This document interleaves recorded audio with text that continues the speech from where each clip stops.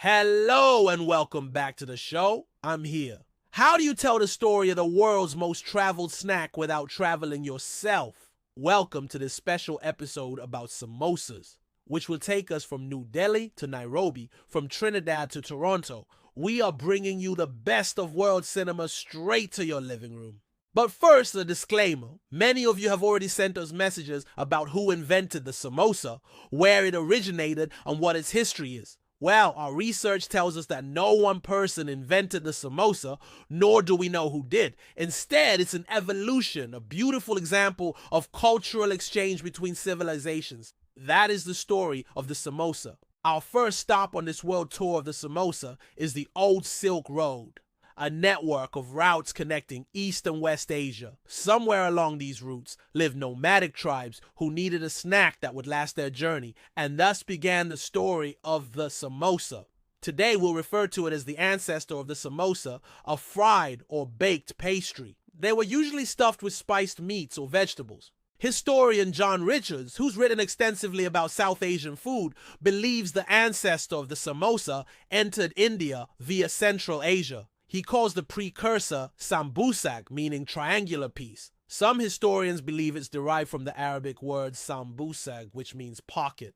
There's also a theory that it comes from the Sanskrit word samskara, which means refined. These ancestors of the samosa were mentioned in medieval texts from Persia and Turkey. In Afghanistan, they were called manish, in Uzbekistan, samsa, and in Iran, sambusak. They were mentioned in poems and song. The earliest written record of the samosas dates back to the 7th century CE. In a book titled Kitab al-Tabik, or the Book of Dishes, the recipe goes like this. Take flour, make a round ball, roll it out into a circle. Make 2 pieces, put some fat and pepper inside.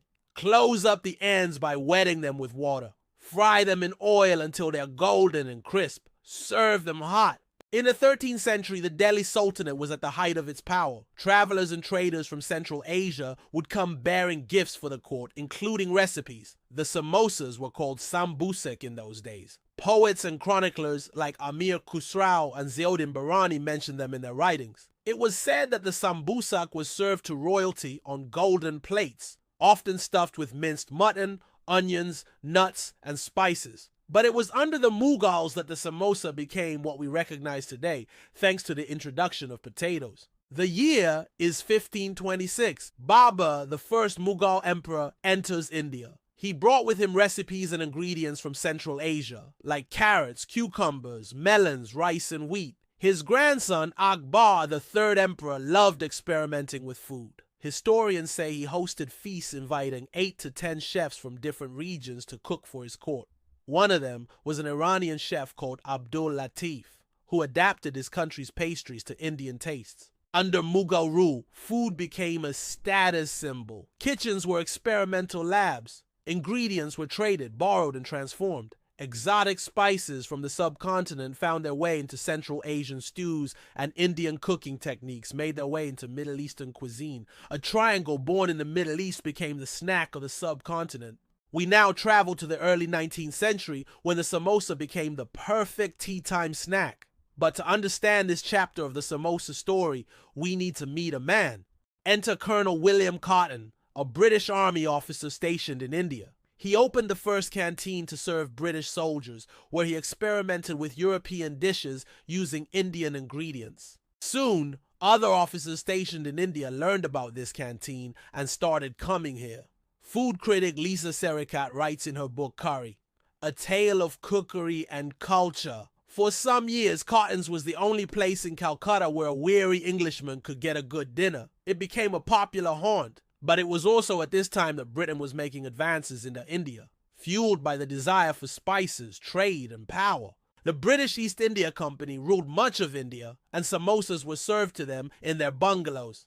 Servants brought samosas to British officers on silver trays while they sipped their Darjeeling tea. And soon, samosas became the quintessential tea time snack. It was affordable, easily portable, and most importantly, it tasted great. The British were fascinated by Indian food, especially its use of spices. They took many Indian dishes to Europe, including samosas. Writer and curator Lizzie Carlingham writes in her book Curry and Its Companions, Food was a key element of imperial culture in India and Britain. It was a potent symbol of the empire's wealth and power, but also a means of articulating difference. Now we fast forward to the late 19th and early 20th century when the samosa became democratic. Trains chugged across the subcontinent carrying samosas to stations. The street vendor evolved.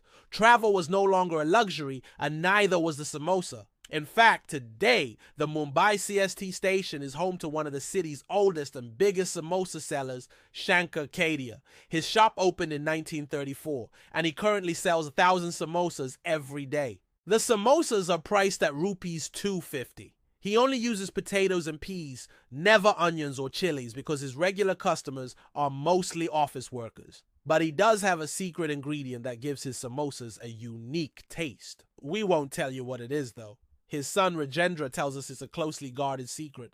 We also traveled to Kolkata, where we met two Muslim brothers, 62-year-old Giasuddin and 60-year-old Sahasruddin, whose family has been selling samosas outside Kali Bari, a Hindu temple, since the 1950s. The brothers make 1,500 samosas every day. Each samosa costs rupees 2.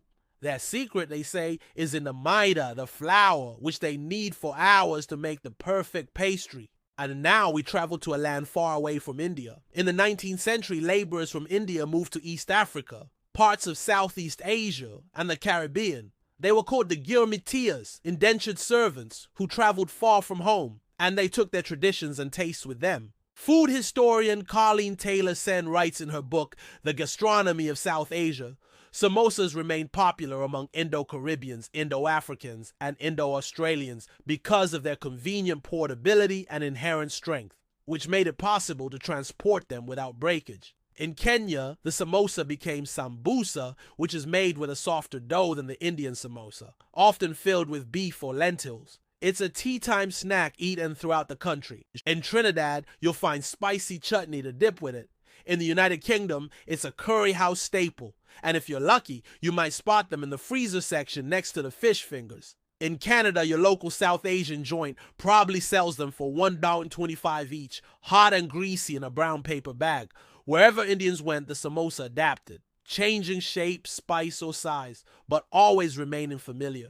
Today, the samosa is a global phenomenon, and there's no better proof of this than the internet. Last week, we asked you for your samosa stories. Here's what you sent us. Ritu sent us this picture of her daughter enjoying a samosa in Paris. Suhani sent us this picture of a samosa from Kuwait. And Dipan Jandas from West Bengal sent us this beautiful poem.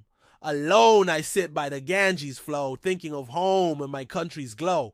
I hear a sound, a gentle plea. Samosa, oh samosa, come to me. We love this artwork by Saurav Sarkar, which shows how the samosa traveled across the seas. And we couldn't agree more. The samosa is a snack that makes everyone happy. It's a symbol of Indian culture around the world. It's comforting and familiar, yet open to change. Like any good traveler, it adapts to its surroundings, taking on local flavors and textures. Think of the samosa as a canvas onto which you can paint your culinary creativity. Well, that brings us to the end of this special episode on the samosa. Let us know in the comments if you enjoyed it. Don't forget to subscribe and stay intrigued.